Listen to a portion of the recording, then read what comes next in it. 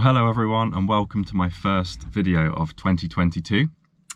It's a cold, misty, grey, murky day in January, but I am going for my first dive. Gonna warm up the lungs a bit, warm up the legs and fins. I'm just about to meet my friend Jamie at the beach to go for a little scallop dive. The conditions look absolutely appalling. It's been really rough and rainy, so this could be the worst visibility I've ever been scalloping in. It's going to be a real challenge. But yeah, imagine diving into a kind of freezing cold cup of tea.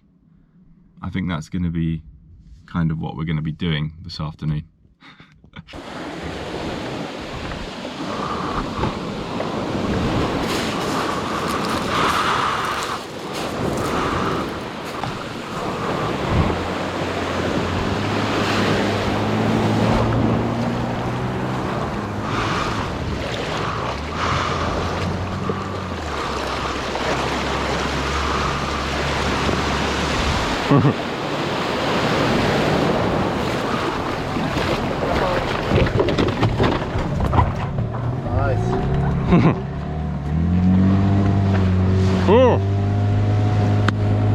Sorry, mate. That's fine. I'm sorry, I had to film it. I thought it was going to be epic. Look at this. Wow. Look at this old girl. So Jamie's actually a commercial free dive scalloper, which is incredible. He's an incredible Kiwi diver. He does all of the scalloping by hand on free dive on a single breath of air, incredibly unique.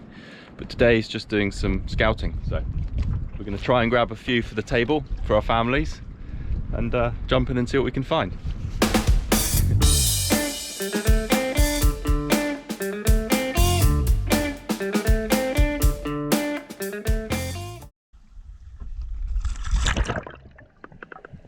Jumping in the water, I was actually quite pleasantly surprised by the viz.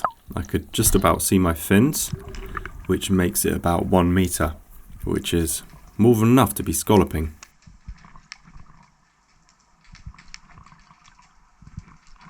You can actually see though, as I dive down, it just gets darker and darker and darker, and by the time I made it to the bottom, visibility was probably maybe just over half a metre at best. And without the torch, it was just absolutely pitch dark.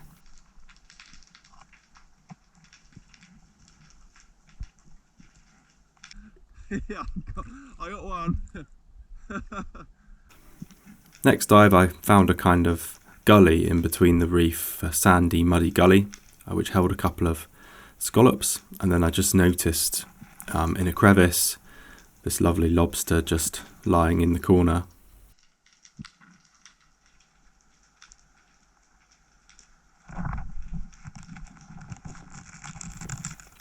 I thought it probably would be, but she was buried, so she went straight back in the hole.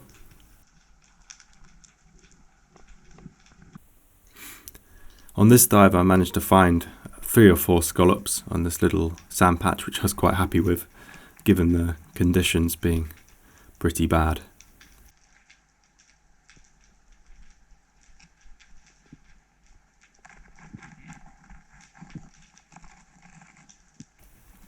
And this was pretty interesting. On my way back to the boat, I thought this was a floating log, and then I realised it was a seal, possibly just having a snooze. As I swam towards him, he just said hello to me. It's always nice to have encounters with nature like this. Absolutely love it.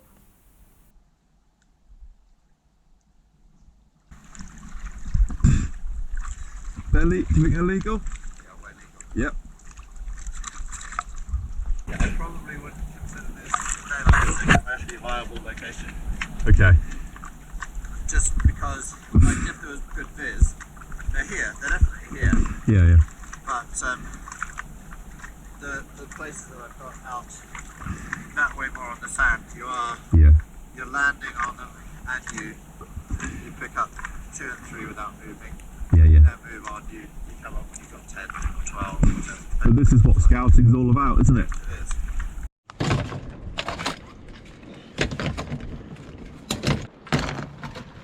We did okay.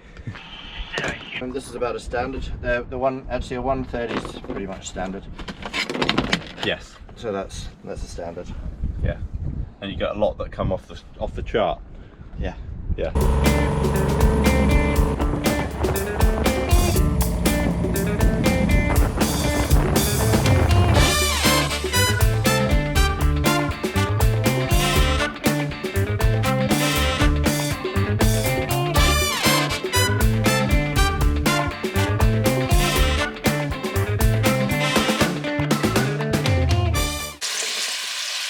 Scallops marinated in butter, garlic, honey and soy sauce.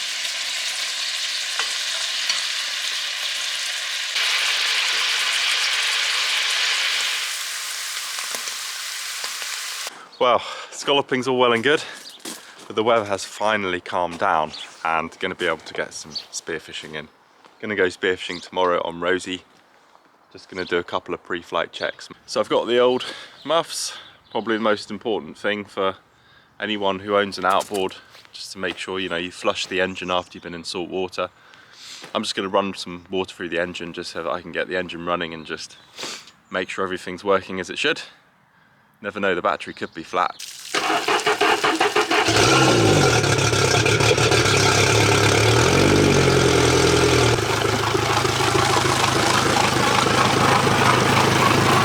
Gonna get the plugs in as well, just all less things to do tomorrow. Check the tilt, all working good. So this is why we test things after a long period of inactivity. You can see I'm turning the wheel and I've got no steering at all. I can steer, no, I've got no steering. So what's happened here is probably low on hydraulic fluid, but this would have been a great shame to encounter tomorrow. But that's going to be a very simple fix. Just get some fluid in there and hopefully we'll be away. Finally getting the spear gun out and anticipating those fish. Very, very excited.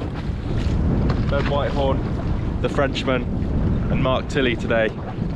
Very, very excited for potentially the first fish of 2022. You reckon? Yeah. Ready? Looking good. So perhaps I'd overestimated how good the conditions would be. It wasn't that bad. You could see maybe 4 meters, but it was very milky water and very cold. My watch was saying 9 degrees. We were diving this pinnacle, which usually fishes quite well in the winter. It's full of crevices and the kelp sits quite tall, so you can get fish sheltering in the kelp and crevices. But at slack water like it was now, they're usually milling around on top of the pinnacle.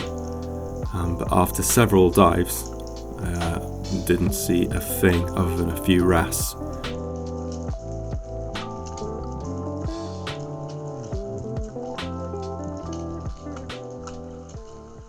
So we didn't have much success on the pinnacle. It was much better viz than the other week, about 4 meters. We were diving down to about 13 meters where the pollock tend to be, but we didn't see them. So coming into the shallows now, I'm just going to have a poke about on the rocks, see if there's any mullet hanging around. I've finally got a new weight vest this season because these are so useful for diving shallow. If you're diving a bit deeper, you want to really lose your weight vest below about 10 meters. Concentrate the weight on your belt if you're diving below about 10 meters, but over the rocks, this is going to be so useful. I'm hoping to get really, really shallow. Hopefully we can find some fish.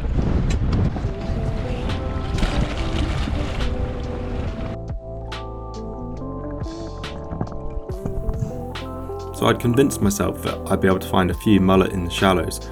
The wind was offshore, but there was actually a really big surge coming in over these rocks, and the mullet really aren't into that. And also you can see as a result the visibility was well down. So there may have been fish here, but it would have been pretty hard to see them. And this is the spot where I tend to always see them, over these smooth rocks with gutweed, green algae and the bladder rack sitting there and the mullet cruise over.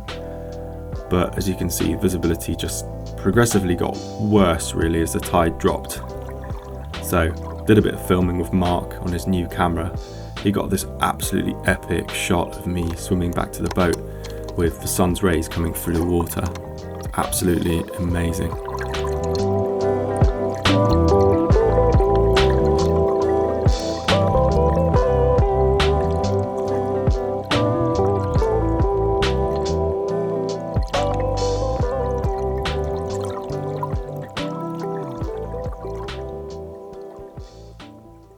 Thanks for watching this video, everyone. I know it wasn't the fishiest, but I really wanted to show the reality of winter diving. It can be really, really tough. The water's 9 degrees. It's usually really rough and rainy, which means the visibility is poor. A lot of the fish empty out anyway because they go out to breed and change their behaviour. We can't catch bass because bass are off season anyway, so you know, there's lots and lots of factors. Lobsters tend to be buried up. So yeah, it's tough, but absolutely love getting in the water in winter. It also means that if you keep ticking over through the winter, it's not a shock to the system when you get back in the water, you know, in the spring. So, and you really appreciate, you know, when the visibility does clear up and it gets, you know, really, really good in the spring and then summer. So yeah, I'm looking forward to making more of these videos, sort of just showing the reality of how it goes. Next week, I'm hoping to get in the water. We'll change tactics a little bit to try and find those elusive winter fish. So stay tuned. Hope you enjoyed the video. If you did, please press the like button. And yeah, I'll see you on the next one. Thank you very much.